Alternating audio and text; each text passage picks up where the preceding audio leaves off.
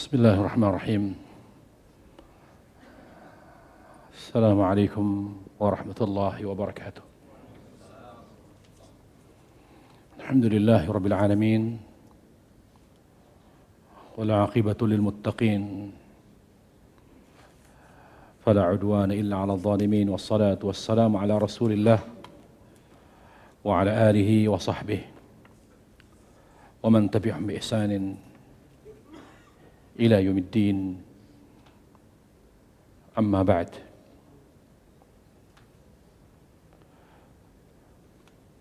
Para jemaah sekalian yang dimuliakan Allah Subhanahu wa taala, alhamdulillah kita bersyukur kepada Allah Subhanahu wa taala.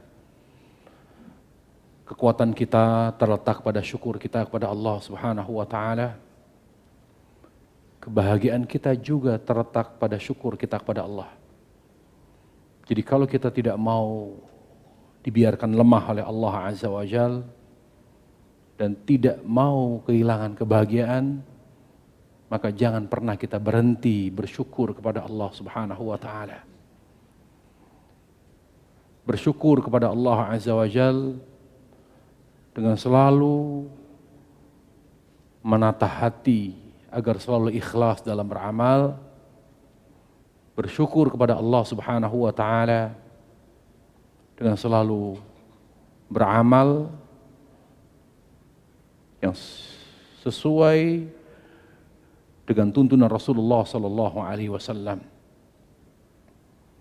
Para jemaah sekalian yang dimuliakan Allah Subhanahu wa taala.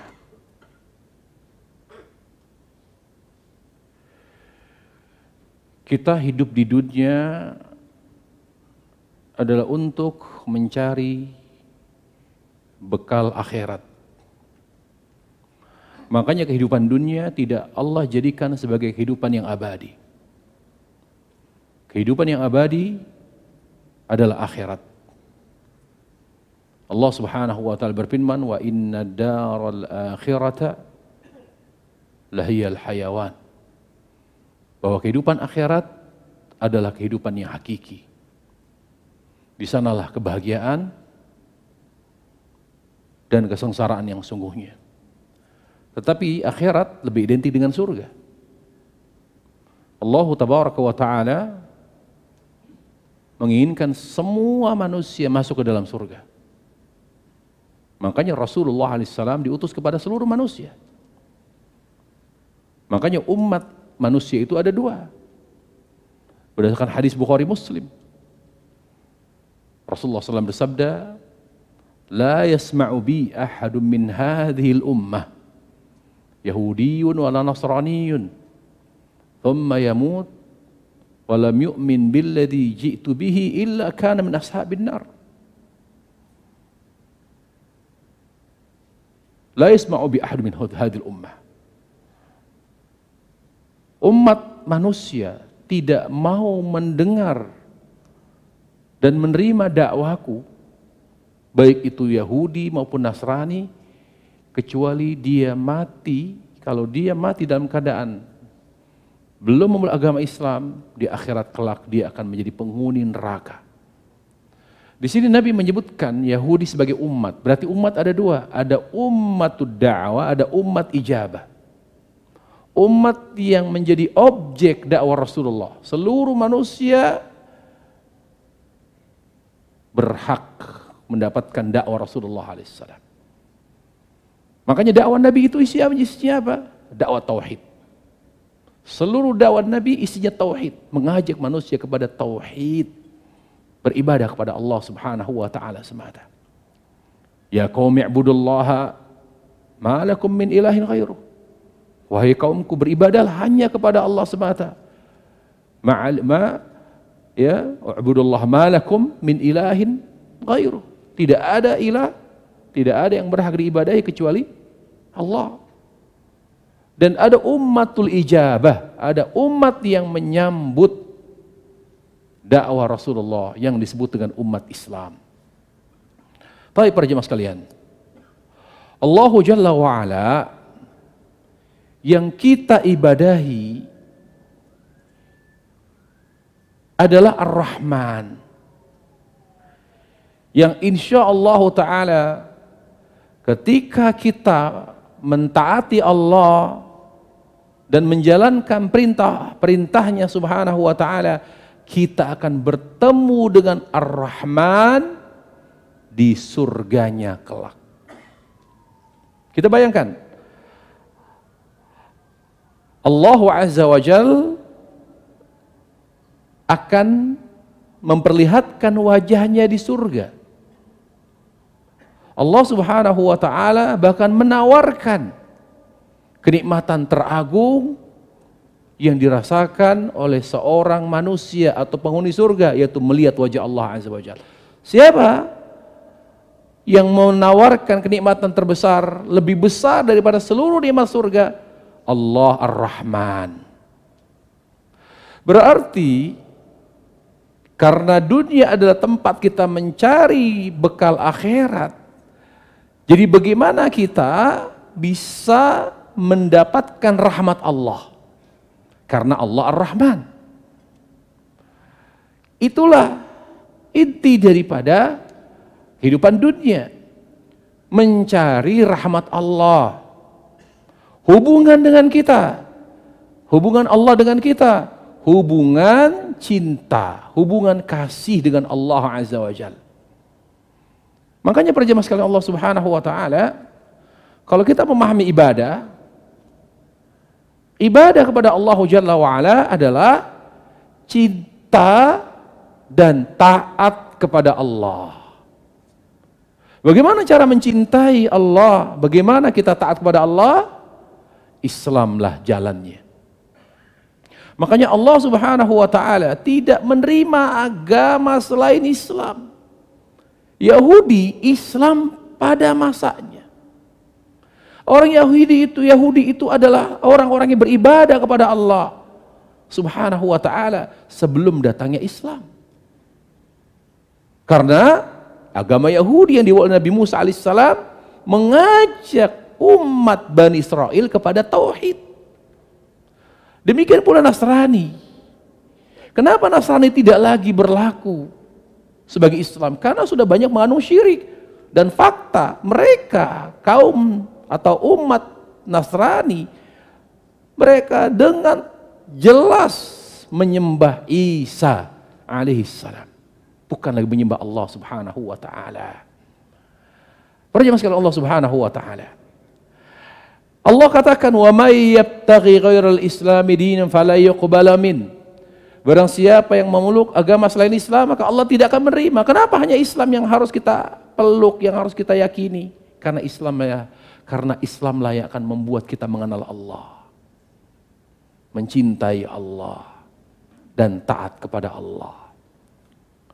Baik, Islam yang membuat kita mengenal Allah, mencintai Allah Azza wa Jal, dan taat kepada Allah. Islam yang bagaimana? Islam yang sesuai dengan petunjuk Rasulullah sallallahu alaihi wasallam. Yang kata Nabi alaihi salam, "Ma ana hal yaum ashabi." Islam yang ada pada masaku hidup, di saat aku hidup, dan yang ada pada sahabat Rasulullah. Itulah Islam yang akan membuat kita mengenal Allah, mencintai Allah, dan taat kepada Allah Azza wa Jalla. Itulah yang namanya ibadah. Umat Islam oleh karenanya diperintah oleh Allah Subhanahu wa ta'ala untuk selalu memohon hidayah. Apa itu hidayah? Hidayah itu petunjuk yang mengarahkan kita bertemu Allah. Makanya hidayah ada 4. Hidayah yang disebut dengan insting atau naluri. Dia tahu mana yang pantas dan mana yang tidak pantas. Dari sisi kepantasan, hidayah. Siapa yang meletakkan naluri itu? Allah tabaraka wa ta'ala. Tapi bukan disebut hidayah yang sungguhnya. Ada lagi hidayah berikutnya, hidayah ilmu. Dia tahu tauhid, mana syirik, mana tauhid, mana sunnah, mana bid'ah, mana haram, mana halal. Ilmu agama disebut dengan hidayah. Apakah itu sudah hidayah yang final? Belum. Apalagi hidayah berikutnya? Hidayah merasakan kenikmatan dzikir kepada Allah. Ketika hati ini merasakan sesuatu yang sesuai dengan fitrah, fitratallahi allati fataran nas 'alaiha. Fitrah, apa fitrah manusia? Cinta kepada Allah. Makanya Nabi alaihissalam bersabda, "Ma min mauludin yuladu 'ala fitrah fa abawahu yuhawwidani aw yunassirani." Setiap bayi pasti terlahir dalam keadaan fitrah. Apa makna fitrah? Kata ulama, al-fitratu hiya al-mailu ila tauhid 'anis syirik. Fitrah itu artinya cenderung kepada tauhid dan berpaling dari syirik. Itu namanya fitrah. Ya, itu namanya fitrah. Dan manusia, para jemaah sekalian, ini bukan Allah Subhanahu wa taala. Ketika dia terlahir ke dunia, kecenderungan untuk cinta Allah, bertauhid kepada Allah, itulah fitrahnya. Lalu nanti ada agama yang mengandung syirik yang merusak fitrahnya. Fa abawahu yuhawwidani aw yunassirani. Lalu orang tuanya lah yang merusak fitrahnya dengan membuatnya menganut agama Yahudi atau agama Nasrani atau agama Majusi. Para jemaah sekalian, Allah Subhanahu wa taala.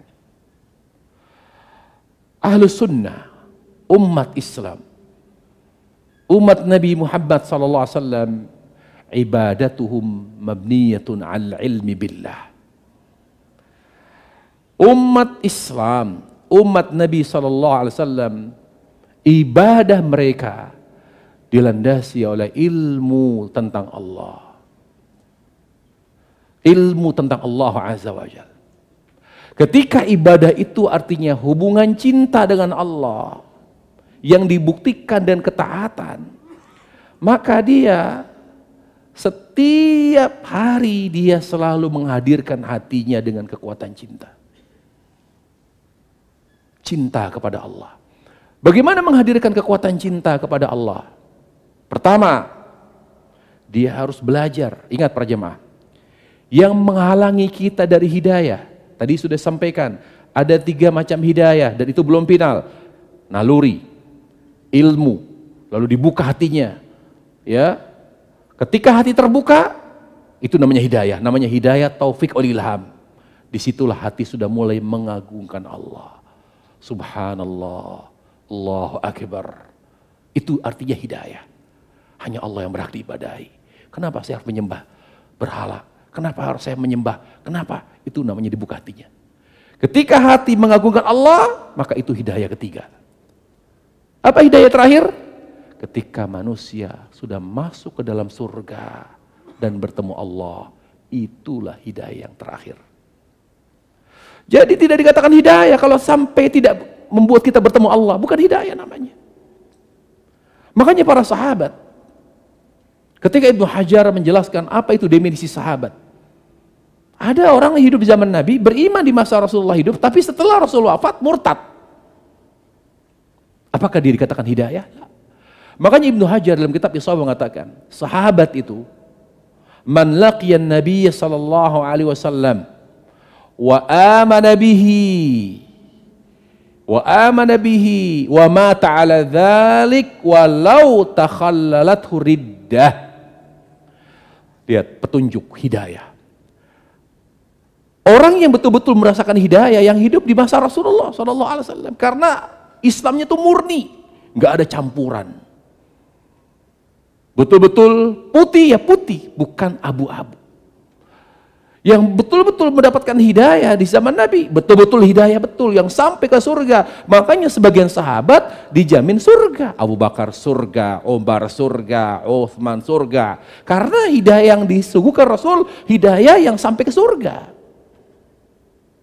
Selama Islamnya tidak banyak campuran. La yatawal, ghairu mutalawwis, tidak bercampur, tidak terkontaminasi dengan apapun, murni. Sehingga tidak heran sebagian sahabat dijamin surga padahal mereka masih hidup. Artinya apa? Kamu nih dapat tiket ketemu Allah langsung. Itu maknanya.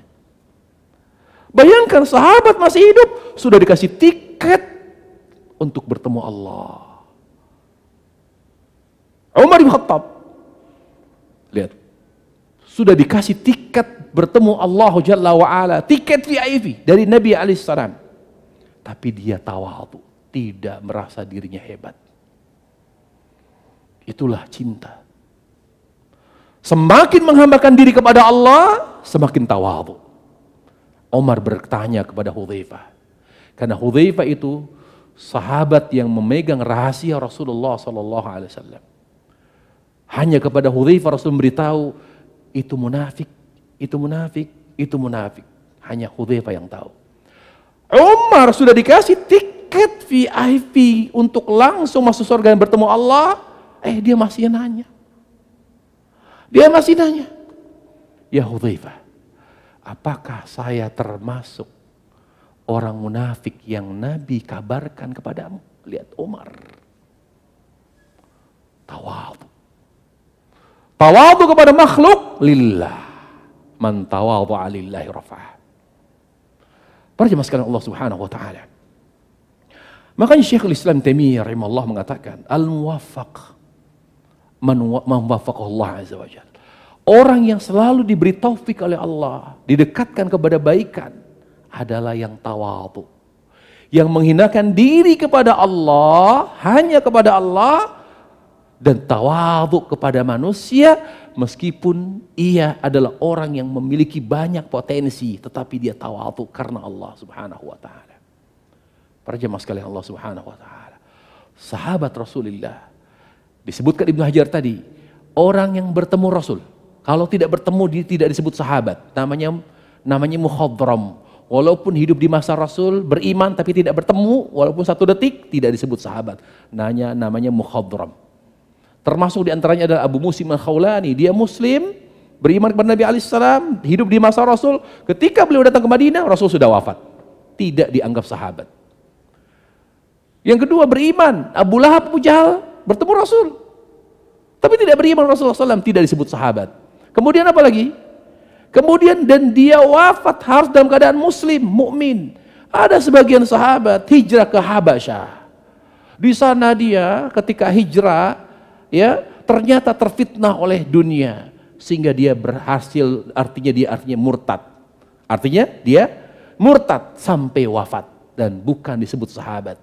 Makanya yang namanya petunjuk itu adalah ketika kita mencintai Allah Jalla wa'ala sampai bertemu dengan kekasih kita Allah, itu namanya hidayah. Itu namanya hidayah. Oleh karenanya, hidup ini apa sih? Hidup ini adalah kesempatan, waktu yang terbatas untuk menjalin hubungan cinta dengan Allah yang dibuktikan dengan amal. Cinta yang dibuktikan dengan amal namanya taat. Coba para jemaah, perhatikan, ada tidak ayat Al-Quran Allah Subhanahu wa taala memerintahkan kita untuk beramal, ya, tetapi panggilannya bukan panggilan iman, kecuali yang sifatnya perintah yang untuk beribadah saja. Maka Allah mengundang hambanya, memanggil hambanya dengan panggilan manusia. Tapi kalau Allah menyuruh kita beramal, apakah amal itu perintah atau amal itu larangan lalu kita tinggalkan, pasti Allah memanggil dengan panggilan iman. Coba kita renungkan ayat itu. Allah misalnya, ketika kita disuruh oleh Allah Jalla wa'ala untuk berwudu, Allah bilang apa? Karena wudu itu ibadah. Ya ayyuhalladzina amanu idza qumtum ila shalah. Al-Maidah ayat 6. Coba kita renungkan ayat itu. Ketika Allah Jalla wa'ala memerintahkan kita, ya ayyuhalladzina amanu aqimus shalah wa atuz zakah, orang beriman tegakkan salat, tunaikan zakat. Ketika Allah memerintahkan kita untuk puasa, ketika Allah memerintahkan kita untuk puasa, ya ayyuhalladzina amanu kutiba alaikumus syiyamu kama kutiba alal ladzina min qablikum la'allakum tattaqun ayyaman ma'dudah faman syahida minkum asyhara. Terus ketika Allah ingin menyuruh kita membuktikan cinta untuk beramal, Allah hanya menyuruh yang beriman. Tapi ketika hanya menyuruh ibadah, Allah menyentuh nalar manusia. Misalnya manusia, Allah nggak nyuruh, kamu sholat. Tidak ada satupun perintah sholat, lalu Allah hanya panggil, hei manusia sholat. Tidak. Hei kamu berbuat baik. Kalau ada Allah memerintahkan berbuat baik, pasti Allah Azza wa Jal memanggil orang beriman. Ya ayyuhalladzina amanu, ya ayyuhalladzina amanu isjudu warka'u waf'alul khaira la'allakum tuflihun. Wahai orang-orang yang beriman, sujudlah kamu, rukuklah kamu, berbuat baiklah kamu, semoga kamu menjadi orang yang beruntung. Selalu dipanggil beriman. Ya ayyuhalladzina amanu idza nudiya ila sholati min yaumil jumu'ah fas'au ila dzikrillah. Wahai orang yang beriman, kalau sudah dikumandangkan azan yang kedua dari salat Jumat, fas'au ila dzikrillah, segera menuju masjid untuk melaksanakan salat Jumat. Tapi ketika Allah memerintahkan kita beribadah, Allah panggil manusia karena disentuh nalarnya, logikanya. Apa kata Allah dalam surah Al-Baqarah misalnya? Ya ayyuhan nas u'budu rabbakumul ladzi khalaqakum walladzina min qablikum la'allakum tattaqun. Hai manusia, sembahlah Allah, sembahlah Rabb yang telah menciptakanmu. Allah mau mengajak siapa? Menyuruh siapa? Yahudi. Hei Yahudi, sembah Allah semata. Lalu orang Yahudi menolak. Kata Allah, kenapa kamu menolak? Kamu menyembah siapa? Saya menyembah Uzair. Baik, Allah kata, alladzi khalaqakum. Aku yang menciptakan kamu. Yang kamu sembah seharusnya yang kamu ibadahi yang menciptakan kamu. Uzair, apakah menciptakan kamu? Disentuh akalnya oleh Allah Azza wa Jalla. Mana logika kamu? Mana akalmu? Taib, Allah Subhanahu wa ta'ala memanggil orang-orang Nasrani. Hai ya ayyuhan ya ayyuhan Nasara. Wahai orang-orang Nasrani, u'budu rabbakum. Sembahlah Allah. Alladzi khalaqakum walladzina min qablikum wa khalaqa aba'akum wa aba'abaikum. Dialah yang menciptakan kamu dan menciptakan orang tuamu, kakek nenekmu, buyutmu. Allah yang menciptakan kamu. Kamu menyembah siapa? Isa, Yesus. Hal Isa khalaqakum? Apakah Isa yang menciptakanmu? Ketika Allah Subhanahu wa ta'ala ingin membungkam manusia bahwa mereka tidak bisa lagi menjawab, tidak bisa mengelak bahwa yang menciptakan mereka hanya Allah, makanya Allah perintahkan hanya beribadah. Tapi ketika Allah menyuruh kita menjalankan perintah, meninggalkan larangan, pasti Allah panggil orang yang beriman. Apa arti iman? Cinta kepada Allah. Makanya orang itu akan susah beramal, mau sholat, mau bersedekah, mau puasa, mau berbuat baik, kalau tidak punya iman, kalau tidak punya kekuatan cinta kepada Allah Azza wa Jalla. Karena cinta itu akan membuat seorang menikmati amal. Cinta itu akan membuat dia istiqomah, langgeng. Jadi akan terus istiqomah dengan kebaikannya karena cinta. Apa yang membuat rumah tangga bertahan? Saya masih sayang kamu. Maaf Bapak, dengan segala kekurangan istri Bapak masih sayang nggak sama istri? Masih cinta saya. Tapi yang paling membuat saya bertahan anak-anak. Apa yang membuat orang mempertahankan rumah tangga? Cinta. Apa yang membuat kita tetap Islam, iman, tetap ibadah sampai mati? Wala tamutunna illa wa antum muslimun.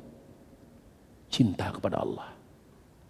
Rasulullah SAW, beliau sudah menyampaikan seluruh risalah Islam di Hajatul Wada, di hadapan, kata Ibnu Hajar, kurang lebih 120.000 sahabat. Rasulullah SAW bertanya, ala hal balagh, apakah saya sudah menyampaikan semua risalah Allah? Qaulu bala, sudah ya Rasulullah. Tidak ada satupun yang tidak dan belum engkau sampaikan dari risalah Allah. Lalu Rasul menunjuk jarinya ke atas. Allahumma syahad, ya Allah, saksikan ya Allah. Tidak ada satupun yang tidak atau belum aku sampaikan kepada mereka. Ala hal balagh, Rasul menekankan lagi. apakah saya sudah menyampaikan risalah Allah semuanya? Qalu bala, sudah ya Rasulullah, Allahumma syahad. Sudah selesai. Berarti Rasul sudah menyampaikan semua risalah Islam. Dari A sampai Z. Gak ada yang Rasul sembunyikan. Taib. Tugas dia itu menyampaikan risalah. Namanya Rasul. Tidak boleh ada satupun yang disembunyikan dan tidak disampaikan. Haram hukumnya. Wa ma'alika ilal balak. Tugas semuanya menyampaikan. Harus disampaikan semuanya. Tidak boleh ada yang tertinggal. Harus sampai semua. Supaya, ingat, Islam itu apa sih? Risalah Islam itu apa? Risalah yang membuat manusia mengenal Allah. Kalau ada 1/4 aja risalah Allah yang tidak Nabi sampaikan, maka manusia, umat Islam tidak akan bisa mencintai Allah dengan sempurna. Karena kesalahan ada pada Nabi SAW. Karena dia tidak menyampaikan seluruh risalah Islam. Sehingga ketika kita di akhirat nanti ditanya, kenapa kamu tidak mengenal aku dengan baik? Ya Allah, Islam yang sampai kepada saya cuma 1/3, 1/4, 3/4. 1/4-nya saya nggak tahu tentang Engkau ya Allah. Makanya orang Syiah, bagaimana caranya kita tidak mengenal Allah? Mereka kafirkan sahabat. Kalau sudah mengkafirkan sahabat, tujuannya apa sih mereka mengkafirkan sahabat? Supaya kita menolak hadis. Kan kafir sahabat itu. Kenapa kita terima hadisnya? Kalau sudah kita tolak hadisnya, terus apa lagi? Kata Syiah, Al-Quran yang ada di kalian tidak utuh. Hanya 1/3-nya saja. Yang utuh itu masih tersimpan. Berarti 3/4, anggaplah 3/4 Al-Quran sekarang, 1/3-nya masih tersembunyi. Berarti kita hanya mengenal Allah, hadisnya ditolak, hampir semua ditolak, 1/3 Al-Quran juga ditolak, jadi kita mengenal Allah hanya sekian persen saja. Dan itu mustahil. Tidak mungkin Allah biarkan kita tidak mengenal Allah. Hadisnya tidak ada yang tersembunyi. Sebut satu hadis yang tersembunyi. Tidak ada. Tidak ada satupun hadis sahih yang tidak sampai, yang tidak atau belum ditulis, belum disampaikan oleh ulama. Nggak mungkin. Karena hadis itu akan membuat kita mengenal Allah. Satu ayat saja itu yang membuat kita mengenal Allah. Maka bohong dan dusta kalau ada satu ayat, satu loh, bukan bicara 1/3, satu ayat yang masih tersembunyi, yang tidak sampai kepada umat Islam dan ulama Islam, tidak mungkin. Karena bicara Islam, bicara tentang Allah. Makanya Allah katakan, ya ayyuhalladzina amanu udkhulu fi silmi kafah. Wahai orang yang beriman, masuklah Islam secara kafah, secara total. Dengan apa? Dengan mengikuti dalil dari A sampai Z, para jemaah sekalian yang dimuliakan Allah Subhanahu wa taala. Taib. Nabi sudah menyampaikan risalah. Ini loh Islam yang akan membuat kalian cinta Allah dan taat kepada Allah. Itu tugas saya. Saya sudah selesai ya. Sudah. Kemudian di tahun terakhir Nabi wafat, beliau sudah menyampaikan risalah. Setelah Hajjul Wada, beliau sakit semakin parah sampai tidak bisa sholat berjamaah, tidak bisa memimpin sholat. Lalu beliau mengisyaratkan Abu Bakar. Beliau panggil Abu Bakar, beliau katakan, ya Abu Bakar gantikan saya menjadi imam. Kenapa bukan Ali? Sekarang kalau di masyarakat yang menggantikan imam rawatib siapa? Yang punya kedudukan tidak? Yang punya kelebihan tidak? Yang punya keistimewaan tidak? Apa semua orang berhak ganti imam gitu? Misalnya Masjidil Haram, boleh nggak orang imam telat nih? Mana imam? Udah kok muadzin udah qomat, Allah Akbar, imamnya nggak ada, Syuraim nggak ada, Sudes nggak ada, kemudian siapa lagi, Mahir Muakil nggak datang, kita, nggak ada yang datang nih, kita maju, boleh apa nggak? Boleh nggak kita menggantikan imam? Di Masjidil Haram beda kalau mau sholat Semarang, di pom bensin, ya bebas kita. Tidak boleh. Berarti dia punya kedudukan yang bisa menggantikan imam. Taib. Abu Bakar dipilih Rasul bukan sembarang pilihan. Tapi artinya Nabi pengganti. Nabi menunjuk Abu Bakar pengganti beliau. Ya, kenapa tidak? Ali, kamu gantikan saya. Berarti ahaqqun nasi bil khilafah ba'da Nabi huwa Abu Bakar. Orang yang paling berhak menjadi khalifah setelah Rasulullah adalah Abu Bakar Siddiq. Padahal Nabi sudah ditentang oleh Aisyah. Kata Aisyah, ya Rasulullah, kalau boleh saya memberi saran, jangan beliau ayah, jangan ayah.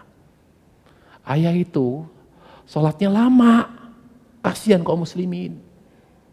Ayah itu orangnya cengeng, yang bikin lama sholatnya.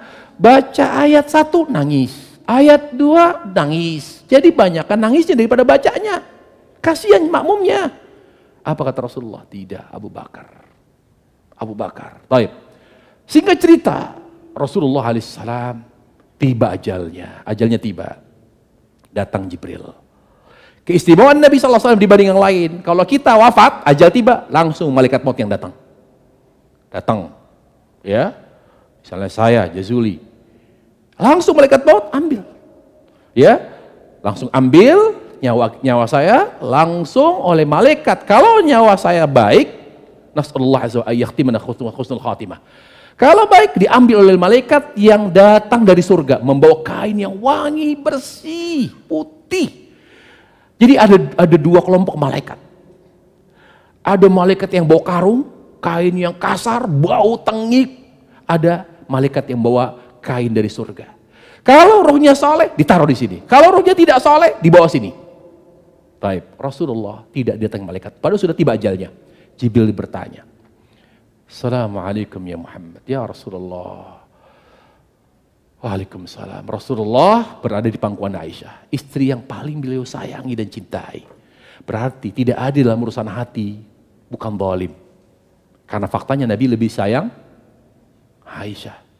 Istri beliau banyak, tapi beliau lebih cinta Aisyah. Dan itu bukan tolak ukur ketidakadilan atau keadilan seorang suami terhadap istrinya. Di pangkuan Aisyah, yang lain istrinya kumpul. Anaknya Fatimah juga di samping beliau. Rasulullah ditawarkan oleh Jibril, ya Rasulullah, ya Muhammad, aku diutus oleh Allah untuk menyampaikan bahwa ajalmu tiba saat ini. Sudah tiba, sudah tidak lagi kesempatan kamu untuk melanjutkan hidup. Tapi karena engkau adalah manusia yang paling mulia di sisi Allah, Allah memberi keistimewaan kepada kamu. Rasul hanya bicara secukupnya karena dia merasakan sakit, tidak ada efek dari racun Khaybar. Sampai beliau sakit dadanya. Lalu kata Jibril, karena engkau adalah manusia yang paling istimewa di sisi Allah. Allah memberi pilihan, kamu milih wafat sekarang atau ditangguhkan ajalmu. Nabi pilih mana? Lihat, artinya hidup ini adalah waktu untuk menjalin hubungan cinta dengan Allah. Karena Rasul SAW sudah menyampaikan risalah. Beliau semakin hari bertambah umurnya, semakin cinta dan rindu. Kalau sudah cinta, rindu. Di hadapan beliau Jibril menawarkan, mau meninggal sekarang atau nanti. Beliau berada di pangkuan Aisyah, istri beliau yang masih muda, masih 17 tahun. Anak beliau Fatimah yang nangis melulu, yang paling beliau sayangi, istri beliau yang ya melilingi beliau. Pilih mana engkau? Pilih wafat sekarang atau pilih ditangguhkan ajalmu? Malaikat maut sudah nunggu di depan. Kalau kamu milih sekarang, mohon izin dia masuk untuk mencabut nyawamu yang mulia Rasulullah. Rasulullah langsung mengatakan, Ar-Rafiqul A'la, aku rindu kepada Allah. Aku rindu kepada Allah, aku ingin bertemu teman-temanku di surga. Ar-Rafiqul A'la. Itulah sebabnya mengapa kita disuruh mengikuti Rasul. Dengan kita mengikuti Rasul, kita akan semakin mengenal Allah, mencintai Allah, taat kepada Allah. Wa may yushaqiqir rasula min ba'di ma tabayyana al-huda. Barang siapa yang berani menyelisih Rasul setelah jelas baginya petunjuk. Nu'lima tawalla, dia mau apa? Terserah kata Allah, aku gak peduli. Kalau udah gak bisa diurus, terserah kata Allah. Kita kalau mau diperhatikan Allah, disayang Allah, ikuti Rasulullah SAW. Makanya kata Syekhul Islam Taimiyah, cara untuk membuat kita mengenal Allah, mencintai Allah, taat pada Allah, tidak ada cara lain kecuali dengan ittiba. Kecuali dengan cara mengikuti Rasul, mengikuti sunnah beliau, mengikuti petunjuk beliau. Tidak ada cara untuk mengikuti petunjuk beliau sallallahu alaihi wasallam kecuali melalui petunjuk sahabat.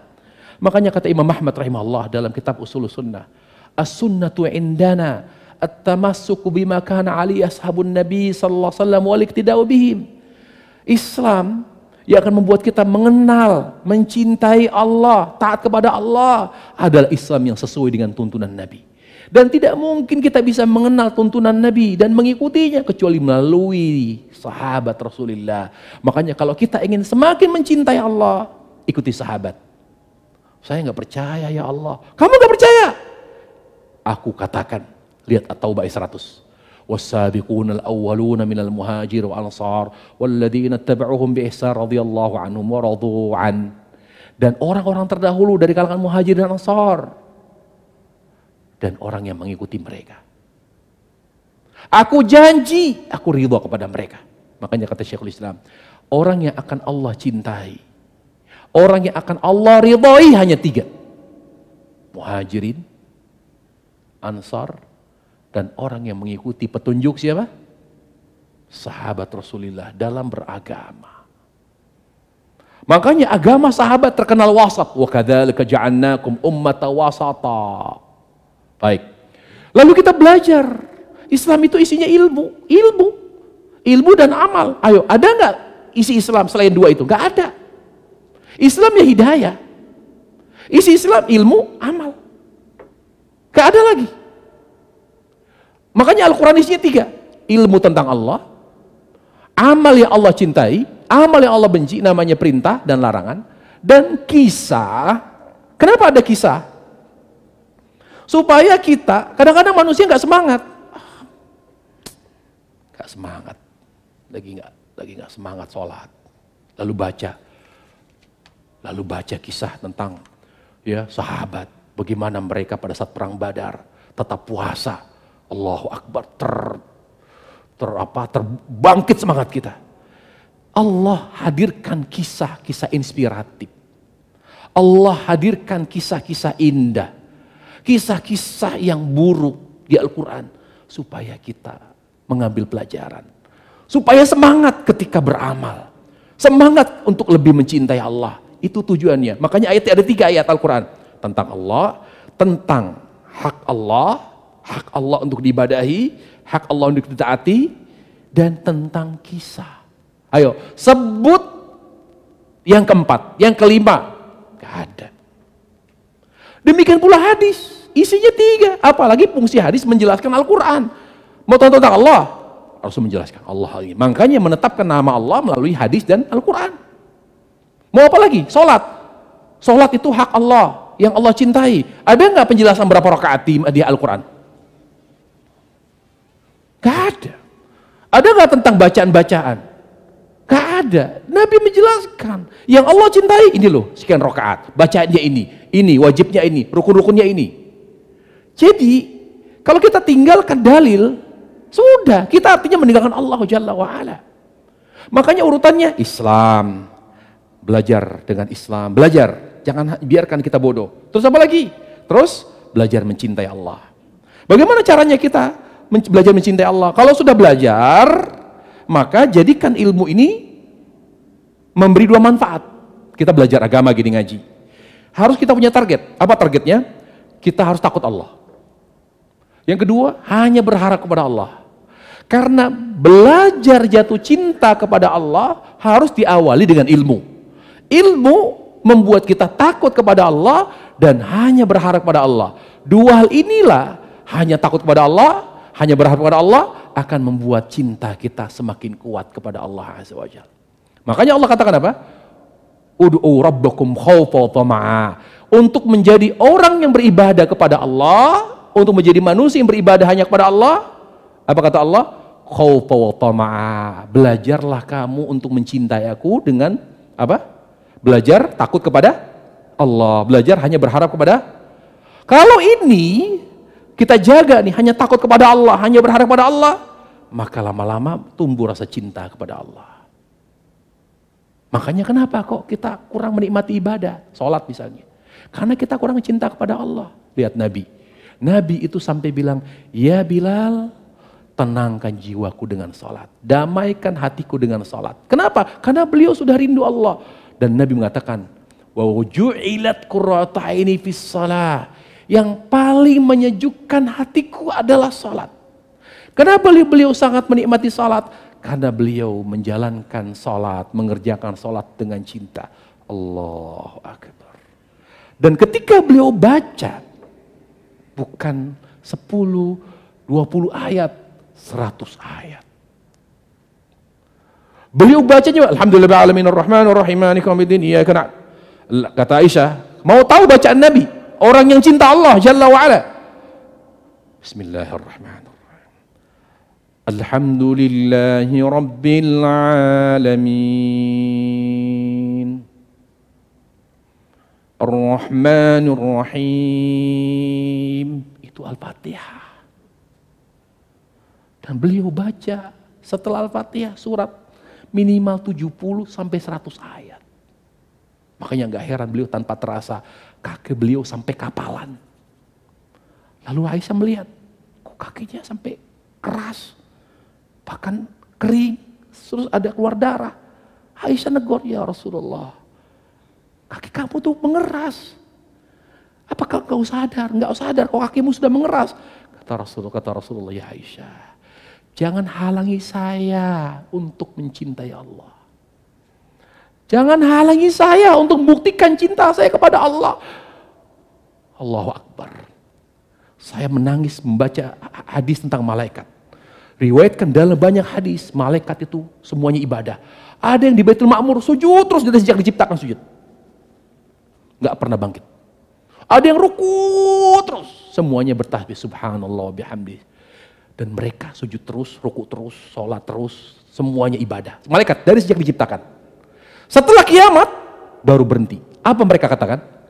Wallahi ma'abidnaka haqqa ibadati. Ya Allah, maafkan kami. Kami tidak beribadah dengan benar. Itu malaikat gak pernah maksiat. Sujud terus. Setelah, sampai kapan mereka sujud terus? Sampai kiamat. Setelah kiamat mereka ngomongnya gimana? Maafkan kami ya Allah. Kami tidak beribadah dengan benar kepadamu. Tidak beribadah dengan sempurna. Itu malaikat yang gak pernah maksiat, sujud terus, ruku terus. Di hari kiamat mereka minta maaf kepada Allah. Kita gimana kita? Lebih banyak taatnya atau maksiatnya? Wallahi malu kita. Udah gitu minta surga. Udah gitu minta hidup bahagia, di barzah bahagia, di akhirat bahagia. Mana malu kita kepada Allah Azza wa Jalla. Allah tidak menuntut banyak dari kita para jemaah. Allah hanya minta berikan hatimu kepada aku dengan cinta. Kemudian buktikan cintamu dengan amal. Jaga sholat. Jaga sholat. Indikasi, bukti terkuat seorang cinta Allah. Dia senantiasa menjaga sholat. Menjaga ikhlas dalam beramal. Dan selalu menjaga sholat. Demikian kajian kita tentang cinta kepada Allah Subhanahu wa Ta'ala secara umum. Wassallallahu wasallam mubarak nabi Muhammad wa ala alihi wa sallam. Subhanakallah bihamdik asyhadu an la ilaha illa anta astaghfiruka wa atubu ilaik. Assalamualaikum warahmatullahi wabarakatuh.